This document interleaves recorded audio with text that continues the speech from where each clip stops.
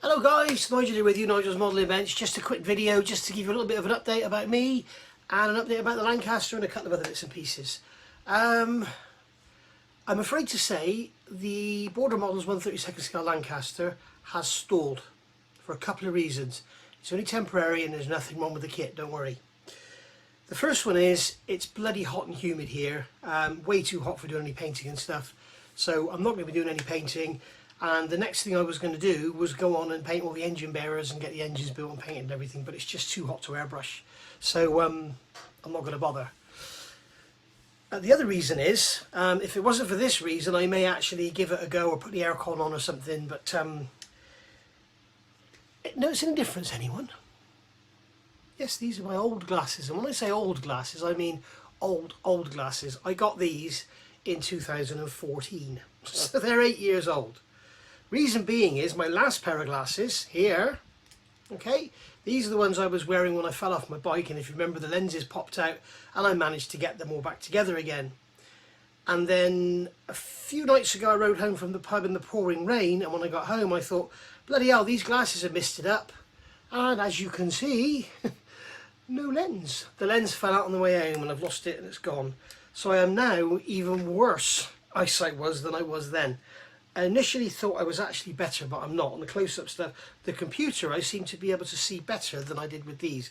So obviously medium distance is better with these than it was with those, but the short distance stuff, I'm really struggling. I did that tracks video the other day, and as you know, but you may not know, it went wrong. About 9 minutes it all went wrong, froze, so I had to redo the second half. And I was doing it on the bed. I couldn't even see the pins to pick them up, let alone trying to put them in the holes. It was a nightmare. So yeah, I'm not going to risk messing it up. I mean, one, it's bloody hot. If I start priming an engine or something and the paint just dries, in case you don't know, if you are new to the hobby, if you paint your model in very hot, humid weather, what can happen is the paint comes out of the airbrush and it comes out as a sort of atomized mist of paint and air. And what will happen is when it's very warm, we all know how fast the paint dries anyway, when it's very warm, the paint dries almost instantly in the air and it goes onto the surface and you end up with a very dry, rough finish, which on something like an engine you don't really want. If you're spraying a wing or something, you could go over it with some Scotch-Brite or a fine sponge and take the denibbing off, or you could spray it with neat Mr. Cutter leveling thinners and that will actually take that roughness down. But with something like with detail with an engine, you don't really want to start messing around. So it's only going to be for a couple of days. I mean, this is England, for Christ's sake. It's going to be okay. As I say, if I could see, I'd probably get around it, and if I had my glasses, I'd get around it, and and if the other way around, I'd get it around that way. But when it's got both things against me, I'm not going to bother. And the other thing I could be doing with it is starting to do some weathering and some detail painting in and around the cockpit and everything, which obviously I can't do because I can't bloody see anything. Again, paint brushing, brush painting in this weather when it's so humid, the paint just dries so fast, it's ridiculous.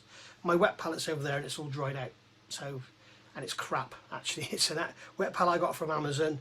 I'll show you it here. The two P's apparently stop the water going off, but basically there's the wet palette there with the paints on it, and it's absolute crap. That's the one there, you can see it. I think it's called a Dukoki or something, okay? It's a plastic lid pops open, yeah, and then you got your sponge and your papers inside. But the papers they give you are crap. It's rubbish. You use it after a couple of days, and when you dip the brush into the paint, it looks like the bristles are coming out of the brush, and what it is, it's the paper fibres all breaking down and coming out with the paint. So yeah, total crap. Maybe you've bought one and it's good. Maybe they've changed the paper or something, I don't know, but I'm gonna have to get another one. Apparently the Army Painter one or something is very good. Lots of water in this weather, guys. So that's that. Yeah, the other thing is I actually bought some sets from Red Fox, and I have bought Red Fox sets. I've got the F18F for the trumpeter kit, because I've got the trumpeter kit. I've got the F18F for the Revell kit, because as you know I've got the Revell kit. And I've got this one here, F14A Tomcat, for the Tamiya kit. And the reason I've got this is to do a video, which obviously when I get my glasses I'm going to do. But what I want to show you guys is, you know, you get these photo etch sets, the old style photo etch sets, where you get your sheets of brass and you lay it all down, and then came the pre-coloured photo etch sets from Edouard, which everybody loved, and it was great. I've got that, I've put it in that cockpit, and I think it looks bloody awful. And I must have done that 7 or 8 years ago, at least, okay? And I thought it looked bloody awful, and I put it back in the box. I know, it's unbelievable for me to not finish a kit, I know.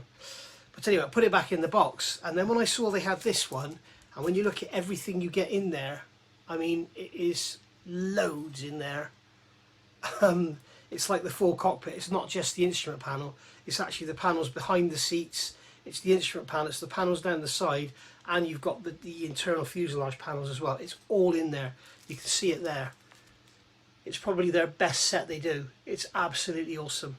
So yeah, really looking forward to getting that in there, because as I say, the photo etch one looks crap. So I'm going to do a sort of before and after so you can see it. I don't have a plastic kit I can show you. Maybe Phil could send me a photograph of the plastic kit if he's watching. But I can show you the photo etch and then do this, and then we'll see what it looks like in comparison. We'll put the two next to each other photographically, you know. So there we go. So yeah, that is that. An update on the Border Models Lancaster. David has been in touch after the video I did last night regarding the instructions, and if you remember, I mentioned that the pilot's notes said there was an additional fire extinguisher in the rear turret. It's not actually in the rear turret, it's just forward of the rear turret, and David has sent me a message to say there was actually a notch that I missed. I didn't see it. I don't remember seeing it. There's a notch in the port side of the rear section of the fuselage for a fire extinguisher. So there we go. We got the I think they're Q113. So your Q1 sprues, you've got 4 of them. The one with all the props and everything on. There's a fire extinguisher on every one of those sprues. So you've got that one. There's also one next to the wireless operator, which doesn't appear to have a location, but I guess you could put it in there. And there's also one on the starboard side of the fuselage. It looks sort of around about the mid-turret area, so that there may be a notch. I don't remember seeing a notch for that one, but anyway, if there is, we'll put one in there. So the only one really that Border Models got was the one next to the pilot, because they missed out the one in the front, in the nose, which I showed you. They missed out the one in the back, and they missed out the 3 in the middle, so the 2 in the middle, should I say. So there we go. The other thing is, I've had a message from Nick. Sorry, I've got an itchy, every time I put the camera on I get an itchy nose. I've had a message from Nick in America, and he's received his kit from Andy's Hobby Headquarters. Good news for you guys, what Andy's doing is inspecting every kit before it's sent out. So that's good news.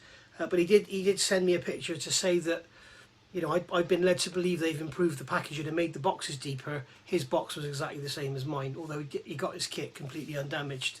Although he did say the clear parts were wrapped in foam and bubble wrap. Whereas mine weren't, but my kit wasn't damaged, so I don't know what's going on.